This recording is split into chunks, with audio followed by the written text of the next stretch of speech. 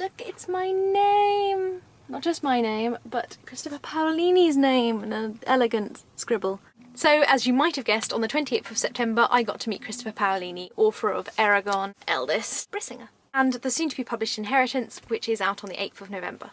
So, to celebrate Inheritance's impending publication, Christopher Paolini has been touring, and finally he's come to London. However, I've still yet to master the idea of looking suave and cool around people who I admire. For instance, as I was talking to Christopher Paolini, he complimented me on my medieval garb. This led to me saying the immortal lines, "Yeah, well, thought I'd get my fantasy on." Seriously, Stevie, sometimes I really wonder what's wrong with your brain.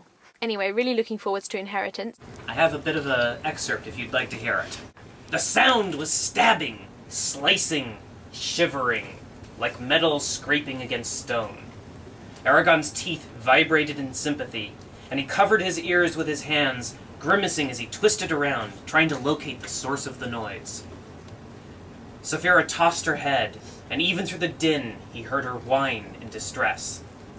Eragon swept his gaze over the courtyard twice, before he noticed a faint puff of dust rising up the wall of the keep from a foot-wide crack that had appeared beneath the blackened, partially destroyed window where Blodgarm had killed the magician.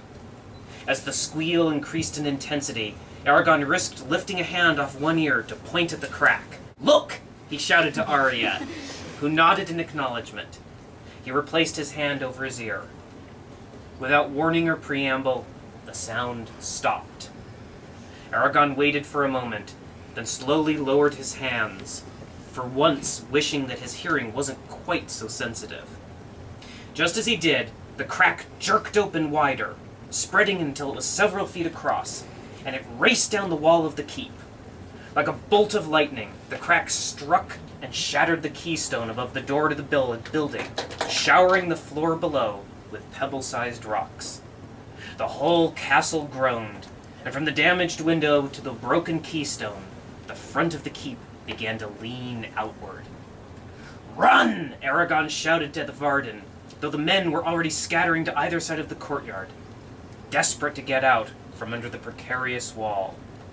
Eragon took a single step forward, every muscle in his body tense as he searched for a glimpse of Roran somewhere in the throng of warriors. At last, Eragon spotted him, trapped behind the last group of men by the doorway, bellowing madly at them, his words lost in the commotion. Then the wall shifted and dropped several inches, leaning even further away from the rest of the building, pelting Roran with rocks, knocking him off balance, and forcing him to stumble backward under the overhang of the doorway. As Roran straightened from his crouch, his eyes met Eragon's, and in his gaze, Eragon saw a flash of fear and helplessness, quickly followed by resignation, as if Roran knew that no matter how fast he ran, he could not possibly reach safety in time. A wry smile touched Roran's lips, and the wall fell. And he answered some questions from the audience, including overcoming writer's block. With any long project, you sort of have to accept that you're not going to be excited about it every single day along the way. So you just sort of plan for that, and what I do is I plot out my story in pretty great detail before I actually start writing it.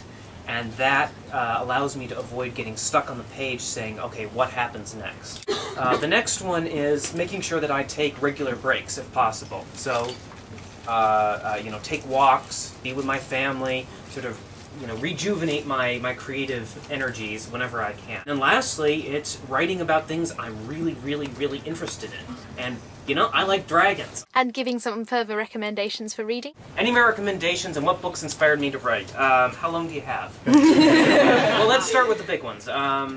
Lord of the Rings, of course. Dragon Riders of Purin by Anne McCaffrey. Magician and Sequels by Raymond E. Feist. Memory, Sorrow, and Thorn Trilogy by Tad Williams. Go read it if you haven't. Also, in my opinion, the most exciting question he answered, what's he going to do now that he's finished the Eragon series? Well, I have set up in the book, in Brissinger Inheritance, I've set up the framework for several more stories within Eragon's world, if I ever wish to return to it. But the immediate future, I'm probably going to write a bunch of other stories that I've had locked up in my head for the past 10 years. So I have some science fiction that I want to write, fantasy, mystery, thriller, horror, romance, you name it, I want to try it. Probably my next project's going to be science fiction. Don't hold me to that, but I'm pretty sure that's going to be my next project. Paolini sci-fi.